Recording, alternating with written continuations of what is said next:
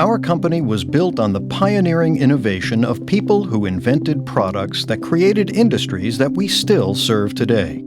Charles and Jeremiah Chubb, with the world's first detector lock. Elisha Otis with the world's first safety elevator. Robert Edwards with the world's first electric bell. Willis Carrier with the invention of modern air conditioning. And Walter Kidde, a pioneer in early smoke detection. Interestingly, many of our founders came together in New York City, a place that served as an early incubator for our company. In 1852, Elisha Otis invents the elevator safety brake to help safely move freight from one floor to another at a bed frame factory in Yonkers, New York.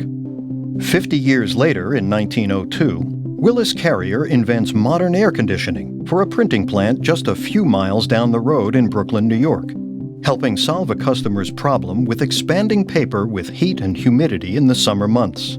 Just 1 year later, in 1903, Robert Edwards installs the bell that rings in and out each day of trading at the New York Stock Exchange, a function it still serves today.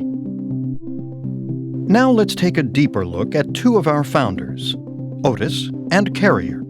The Otis family can be traced back to John and Mary Otis, who immigrated to the United States from England in the mid-1600s, just 10 years after the Pilgrims made their first trip.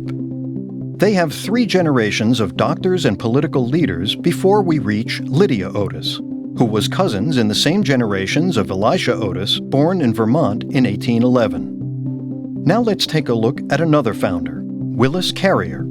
Willis was born in 1876 in Angola, New York, just outside of Buffalo, and was the only child of Elizabeth Haviland and Duane Carrier. His grandmother was Anne Elizabeth Button, and his great-grandmother was Lydia Otis. This means that Carrier and Otis are cousins, sharing the same bloodline all the way back to John and Mary Otis. In 1886, at the time of Willis's great-grandmother's death, there were already 4,000 Otis elevator installations around the world. So it is quite possible that though Elisha had already passed, 10-year-old Willis would have known the importance of his cousin's invention and how it had already started to change the course of cities. Today, UTC Building and Industrial Systems continues to make life in modern cities possible. And with a shared legacy of innovation, we truly are one company, one team.